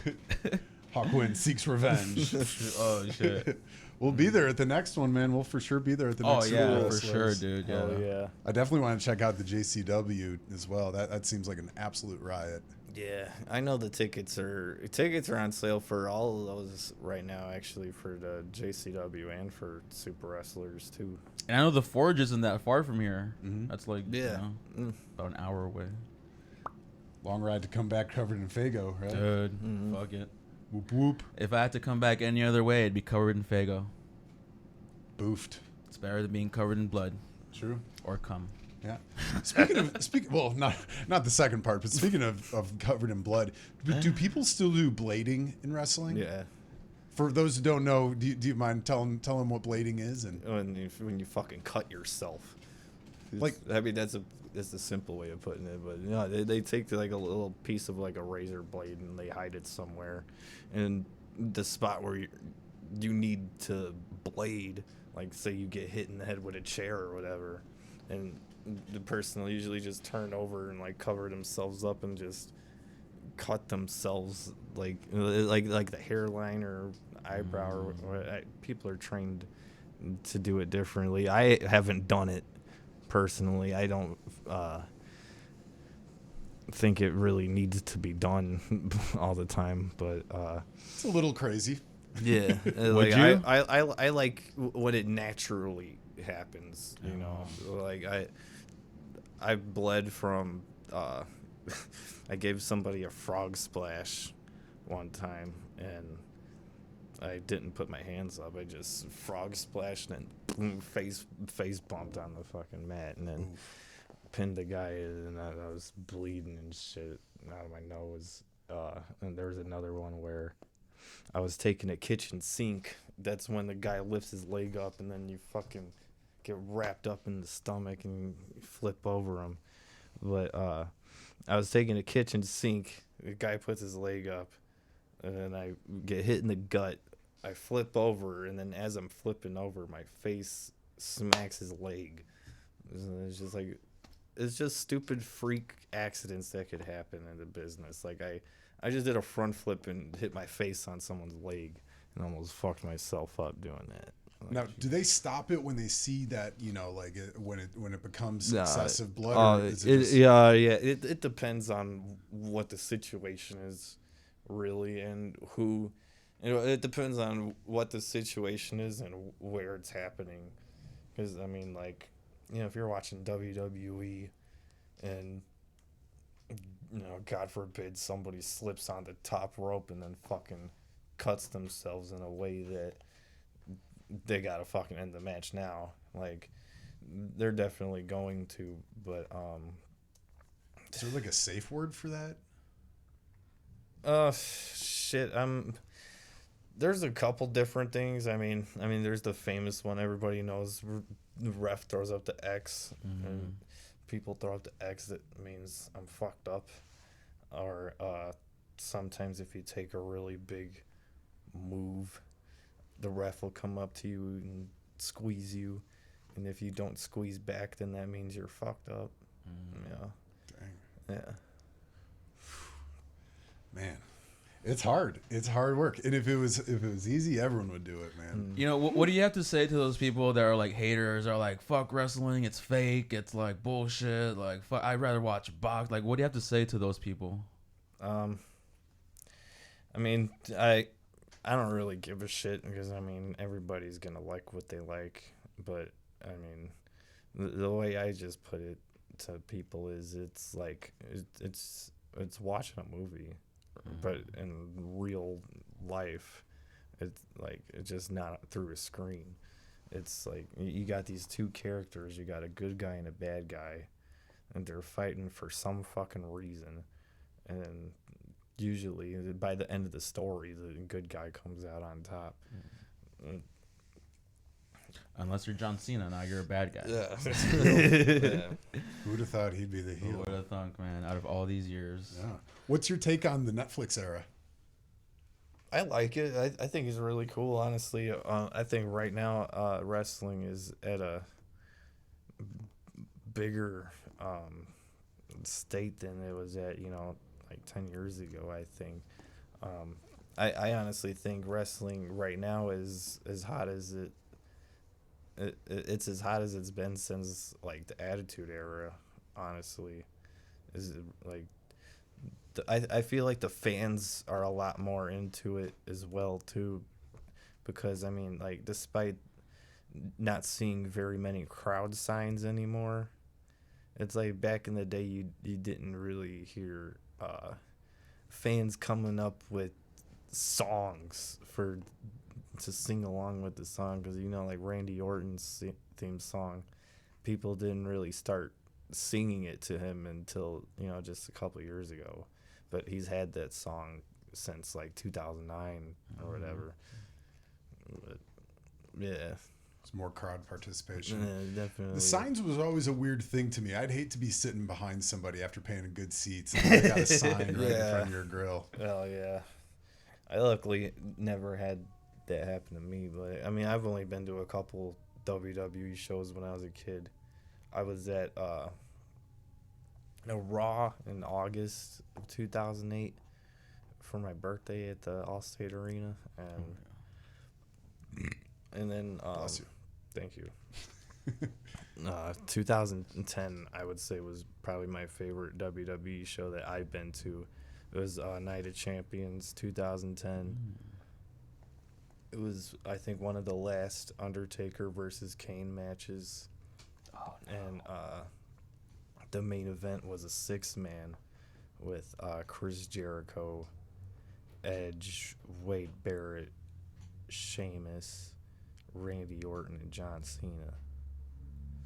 So, I mean, like, I'm surprised I even remembered that. Like, that tells you right there that was probably my favorite one. Cause I don't remember a lot of the other WWE shows I went to. Like, I might remember, like, maybe a part of it or something, but that definitely is my most memorable WWE show as a kid. Oh, yeah. Sounded like a stacked lineup, dude. Oh, yeah. Oh, yeah. Chris Jericho's a cool guy too. I was watching I was a part of this film crew. We were shooting a commercial. It was like a promo for a bunch of like super wrestling fans, and it was really cool because they brought us to Champaign, Illinois, and Chris Jericho was promoting his champagne brand out there. And I remember like walking past him in the aisle. And I was taller than him, which I was very surprised about. I was like, oh, look at it, okay. But he just had that demeanor. He had that like 1,000-yard stare where like you were saying before of like, do you go up and say something or do you just not? Yeah. And I was like, I'm a PA on a film set. I'm not saying a damn word. I'll say what up in passing. Like, hey, and he gave me a what That up, was and another like, one when the viral thing happened that kind of hit me a little bit too, was when I seen the Stephen Flowe on the Web is Jericho thing. I thought that was really fucking cool. Oh, yeah. Yeah. It's a wild thing. That's got to be so cool to be acknowledged by your idols, you know? Oh, yeah. Yeah, definitely. Man. Weird segue. When I was on that, when I was doing that film crew thing, and I was backstage, and it was interesting to watch where the wrestlers come up. There were, those like suitcases and Dunstan checks in with like the big wheels and they open up sideways, and they were all just full of baby oil and different kind of lotions and stuff. Do you, like, how common practice is that? Do people actually really lather up, or like it's pick and choose? Yeah, I'd say it depends on the person or the type of locker room you go in, really. But sometimes it depends. Sometimes you'll see a lot of people putting the oil on, or I mean, I never did it, but I mean, sometimes I would pour water on my head, but I feel like, I mean, now I like just how my hair sits regularly. Like, I like how the flow of the hair is, because it looks cool when you're flying through the air, man. Your hair's flying back in the wind. It's sick. Yeah, 'cause I feel like with when your hair's wet, it only stays in like one little spot. But, sure. Yeah. Man, yeah, the oil thing kind of weirded me out. I was like, is this really like practice? But it was a lot of oil. It looked like a Diddy party. Some people do a lot of that shit. They're just slapping that shit all over. What is the purpose of the oil for us non-wrestling people? Well, the purpose is to just to look good. Glistening. Yeah. But I thought makes it was you also... it makes you look a little bit more defined than you actually are. But the blows don't hurt as much either, because you're more wiping to the side. Then, like, boxers will do that. They'll put petroleum jelly on their face, so if they get hit, slides a bit that's more. a little. I don't know about that, because if you are wrestling with baby oil on all over you, and somebody chops the fucking shit out of you, I think it's gonna hurt a little bit more with having a wet chest and having a dry chest, I think. So, like, earlier you demonstrated, like, a punch, but then when somebody, like, chops you like that. Is that like a real like hit? Yeah. That would actually like Right on the chest, yeah. Mm-hmm. Now, would you demonstrate on Jack? I'm just kidding. No, please don't. Please don't. Please don't.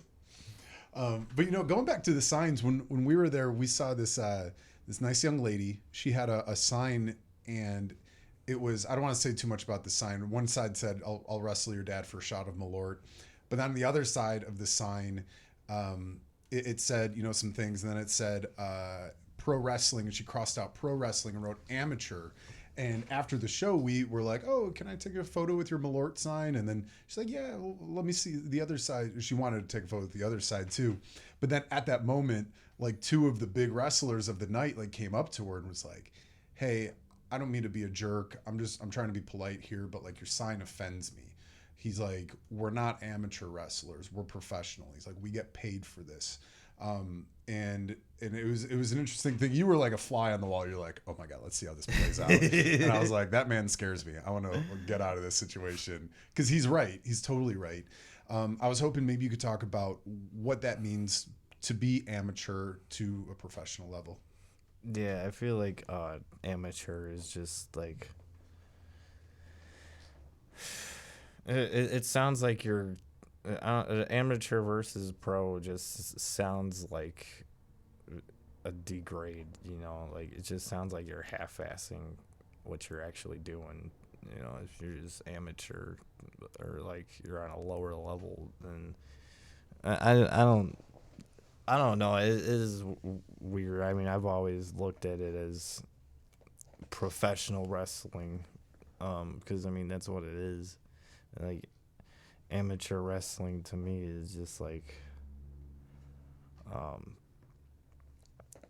and I just think of like high school wrestling, Backyard wrestling, or like even backyard wrestling, high school wrestling before they make it to like college level or whatever. That's what I feel like amateur is, but before you're actually trained into doing this, that's what amateur is. After you're trained, and you're a professional. Yeah. So like if me and Jack were to wrestle right now, we'd be amateur wrestlers. Yeah. Absolutely. Yeah. Yeah. No. That's a title that you really got to earn, man. Mm-hmm. It's and speaking of being pro and getting paid, if you don't mind me asking, how much do you guys get paid for each gig? Oh, I mean, this is another thing where it depends on where you go, because I mean, like, you'll make a lot more money if you're going further away from home, like if you gotta like get a plane ticket, or if you have a longer drive and have to pay for more gas, like you'll make more money out of like in further places. But if you're around the area, like it's a good amount, I would say. You never really know what you make either, because sometimes you have a good sales with shirts, and sometimes you don't, or nobody buys the shirts or whatever. Like, people make their monies differently in wrestling. Like, some people get paid a little bit to put up like reels on Facebook or some shit, and like, well, any little extra cash, I guess. Absolutely, yeah. Yeah, it's interesting because, like we were saying way earlier in the conversation of like how much of it is marketing, but yeah, that seems just like that. You really got to sell yourself in this biz, huh? Hell yeah. Well, hey, we're getting to just about that time to kind of wrap up the show here. Was there any last messages you'd like to send out to the world and all your listeners out there? Any other than, I mean, just being really thankful of the fans and the whole viral thing happening in Stephen Flowe. Like, just hopefully the Stephen Flowe could stick around for a very long time and entertain the fans for many years to come. Oh yeah. Yeah, well, we're looking forward to it, man. Stephen Flowe is flowing right now, flowing like a mighty stream. No, man, after watching all the comments coming in today, people were waiting for the show before we even got started. They were so hyped to get you on here. Oh, yeah. But hey, man, we wish you nothing but the best of luck here. Like I said, you're a steady flow. You're a strong, mighty stream right now, and this is just the beginning for you, brother. I know you've been in it for 9 years, but man, you're really rocketing up to the top right now. We wish you nothing but the best of luck, and it was so nice to talk to you. You're so incredibly humble and kind and passionate about your art, and Thank you. it's really contagious, and we want you to know that everyone out there watching, we really appreciate you joining us tonight. Yep, thank you. And thank you to everybody watching, and thanks for having me here. Absolutely, Oh, man. yeah. Thank you for Thank you, joining man. us. And thanks for the comments, too. Badger, I know you've been watching a lot. Badger says, good shit, Papa Flowe. Keep it up. Hell yeah. You got it. Dude. Appreciate it, Badger. Well, we're going to close it on out here, you guys. Again, thank you for watching Hawk Wins Radio Picture Show. If you're interested in hearing more about Stephen Flowe, we're going to have all of his information down in the description below. If it's cool, I'm just going to read out these dates one more time so you get a chance to see him. Again, he will be on the Juggalo Championship Wrestling Tour. Whoop, whoop, family. Whoop. April 24th over in Rockford, Illinois at the Apollo Theater. He's also going to be on April 25th over in Joliet at the Forge. April 26th up in Cleveland, Ohio, as well as April 27th over in Columbus, Ohio. And the Wrath of the Super Wrestlers is going to come back to the Concord Music Hall on June 15th here in Chicago. Oh, yeah. And be sure to check it out. And catch us there. Yeah, catch us there. We'll be there. If you see us, let us know you enjoy the show. We would love to meet you guys in person. But Stephen Flowe, thank you again so much for joining us, man. Yep. Hey, we wish you nothing but the best of luck, brother. Yep, thank you. Oh yeah. But let's close it on out of here, Jay Smooth. Do it. Well, at the end of every show, we always have a little message for the people, for all you little Neo maniacs out there listening. Let me take this one, Jay Smooth. Let me tell you something, Jack. I've always wanted to say that. My challenge for everybody is to you were mentioning about your brother and how you got started wrestling with your brother. Call your brothers, call your siblings, do a little wrestling with them. I know you might be a little older, you might break a hip. Try it out. It's always fun to have that family camaraderie. Let them know that you love them and give them a good love tap. Sometimes a nice little smack on the ass or up on the chest means an awful lot to someone. Yeah. Oh, and what you gonna do when Neo Mania comes for you, brother? Oh, yeah. What you know about that, Jack? Those 26-inch pythons, brother. I wish, bro. These are more like 18-inch rims. But we're working on it, brother. All right, dude. Well, let's wrap it on out of here.